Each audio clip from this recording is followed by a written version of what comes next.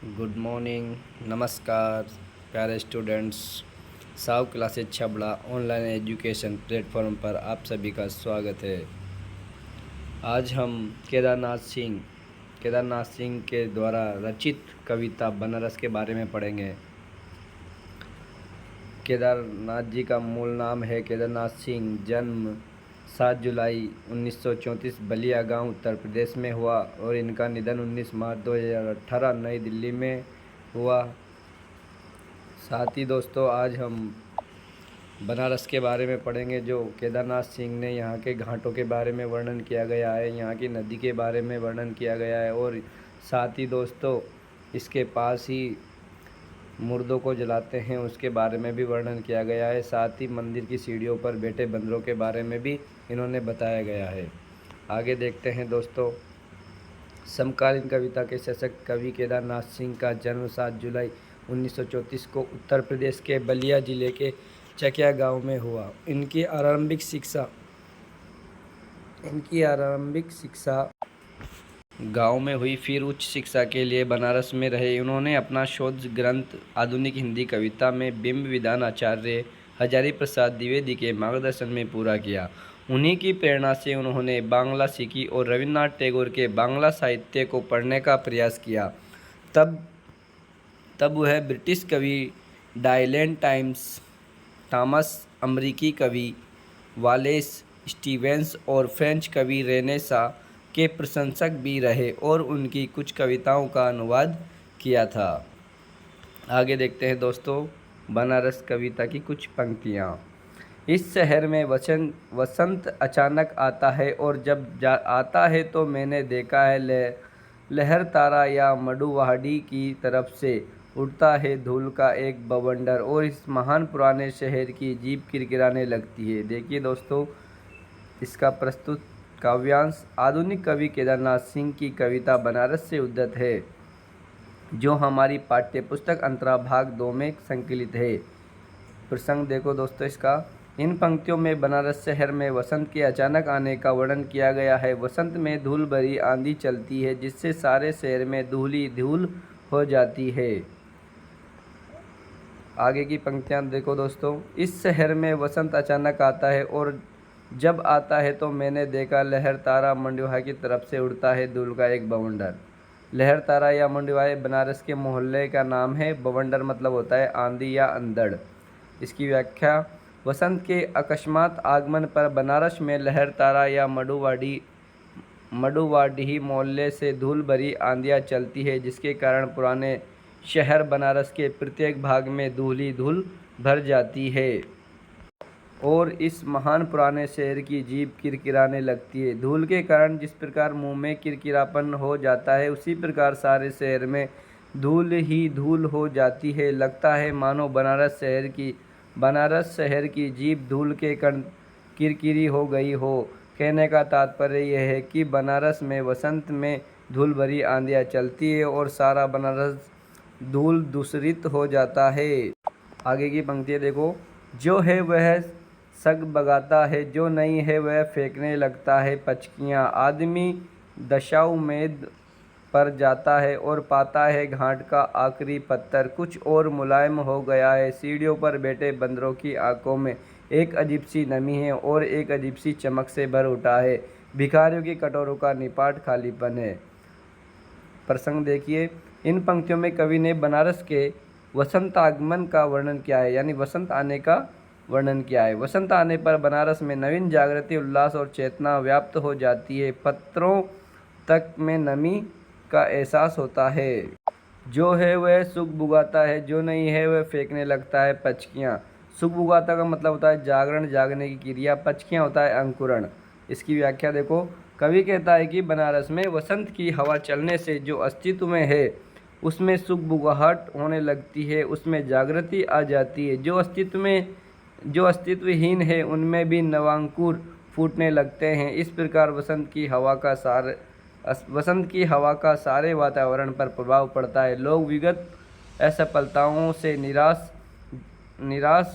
हो जाता है। नवजीवन का संसार होने लगता है और वातावरण नवीन उत्साह से भर जाता है।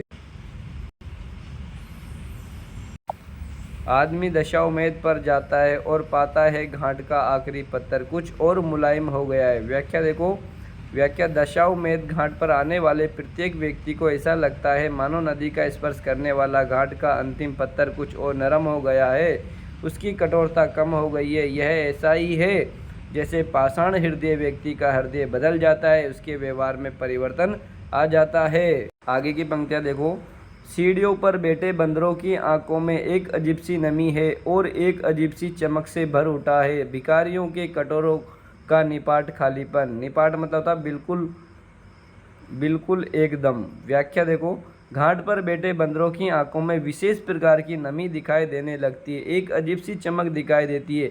घाट पर बैठे भिखारियों के कटोरे भिक्षा से भर जाते हैं, जैसे उसमें वसंत उतर आया हो। जो दीनहीन है उनमें भी एक उमंग भर जाती है।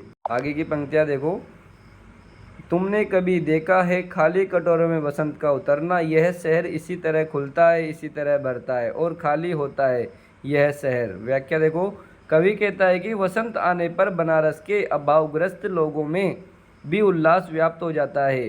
खाली कटोरों में वसंत उतर आता है, अर्थात भिखारियों के कटोरे भीख से भर जाते हैं, उनके चेहरों पर उमंग व्याप्त हो जाती है। बनारस की यह विशेषता है कि यहाँ दिन उल्लास, उमंग और प्रसन्नता के साथ प्रारंभ होता है। लोगों की जीविका आशा और उमंग के साथ यह शहर भरा रहता है। लोग आशा और उमंग के साथ जीते हैं। यहाँ प्रतिदिन कोई न कोई शव गंगा के किनारे लाया जाता है। इस प्रकार यह शहर खाली भी होता रहता है।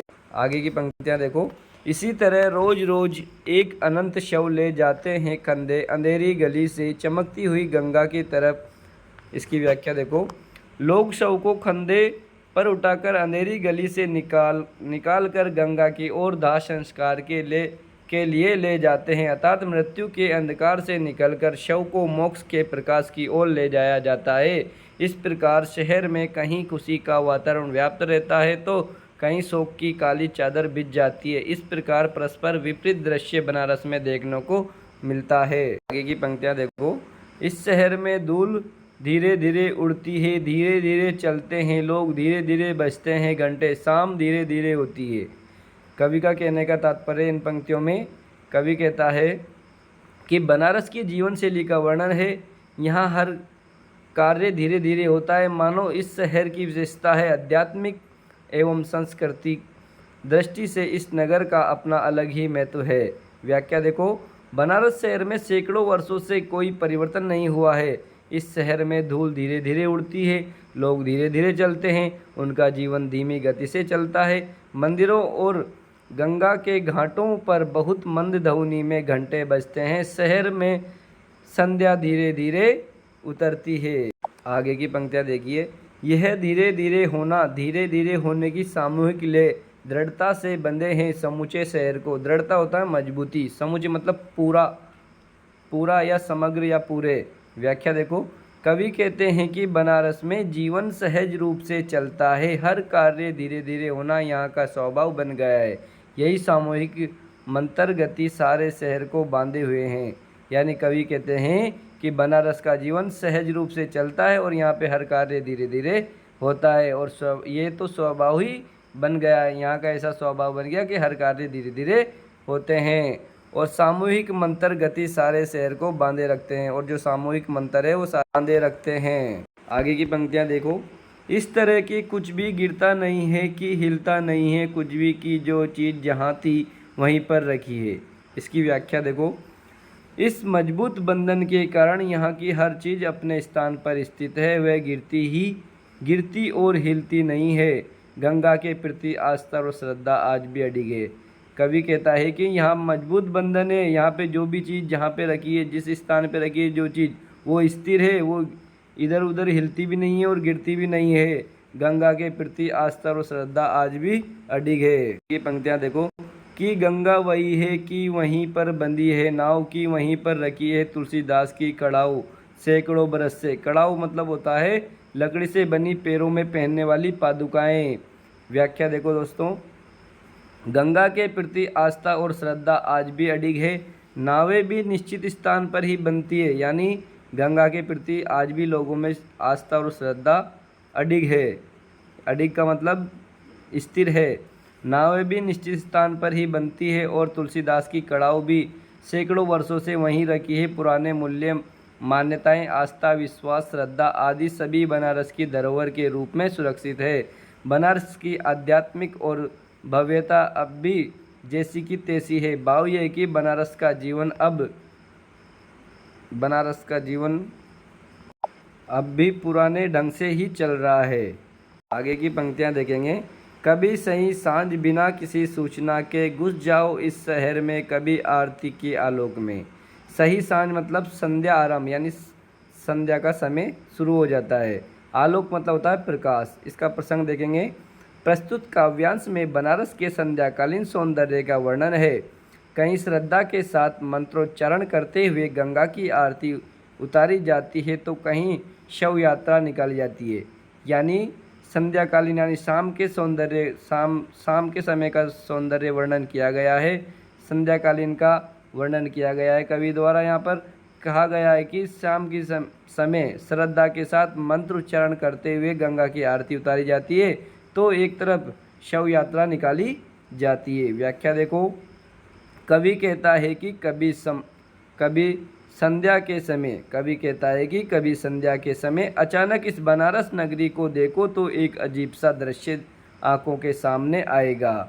संध्या आरती के समय इस शहर को देखो तब एक आश्चर्यजनक दृश्य दिखाई देगा। यानी कवि का कहने का मतलब है संध्या के समय अचानक बनारस नगरी को देखोगे आप तो एक अजीब सा दृश्य आपकी आंखों के सामने आ जाएगा। और संध्या आरती के समय इस शहर को देखो तब एक आश्चर्यजनक दृश्य दिखाई देगा। आगे की पंक्तियां देखेंगे। इसे अचानक देखो, अद्भुत है इसकी बनावट, यह आधा जल में है, आधा मंत्र में है, आधा फूल में है। कवि कहता है कि मानो ऐसा दिखाई देगा मानो यह शहर आधा जल में है, आधा मंत्र में है और आधा फूल में है। अर्थात संध्या के समय मंदिरों, घाटों पर आधा बनारस शहर जल, मंत्र और फूलों से भगवान की आरती उतारने में निमग्न है। कवि का कहने का तात्पर्य है कि ऐसा दिखाई पड़ता है यह शहर आधा जल में, आधा मंत्र में, आधा फूल में। अर्थात संध्या के समय मंदिरों घाटों पर आधा बनारस शहर जल, मंत्र और फूलों से भगवान की आरती उतारने में निमग्न रहता है। आधा शव में, आधा नींद में, आधा शंख में। अगर ध्यान से देखो तो ये आधा है और आधा नहीं भी। अब कवि के कहने का मतलब है अगर इसको ध्यान से देखो तो ये आधा है भी और नहीं भी। व्याख्या देखो। उसी समय दूसरी ओर गंगा तट पर चिता जलती दिखाई देती है। इस प्रकार यह शहर आधा नींद में है और आधा शव में दिखता है तो कहीं आधे शहर में शंख की ध्वनि देती है। अर्थात आधा नींद की अचेतना में डूबा रहता है तो कहीं देर रात तक पूजा पाठ होती रहती है। आधा शहर प्राचीन संस्कृति के रूप में देखने को मिलता है, आधा शहर प्राचीनता, आध्यात्मिकता और श्रद्धा भक्ति में डूबा दिखता है तो आधा शहर आधुनिक संस्कृति से सरोबोर दिखता है। यानी कहने का तात्पर्य है कि आधा शहर तो नींद में दिखाई देता है, आधा शव में दिखता है। आधा शहर देर रात तक पूजा पाठ होती रहती है, आधा शहर प्राचीन संस्कृतियों के रूप में देखने को मिलता है तो आधा शहर प्राचीन आध्यात्मिकता और श्रद्धा भक्ति में डूबा दिखाई पड़ता है, आधा शहर आधुनिक संस्कृति में सरोबार दिखाई पड़ता है। अगली पंक्तियां देखेंगे। जो है वह खड़ा है बिना किसी स्तंभ के, जो नहीं है उसे तामे हैं राख और रोशनी के ऊंचे ऊंचे स्तंभ, आग के स्तंभ और पानी के स्तंभ, धुएं के, खुशबू के, आदमी के उठे हुए हाथों के स्तंभ। व्याख्या देखेंगे।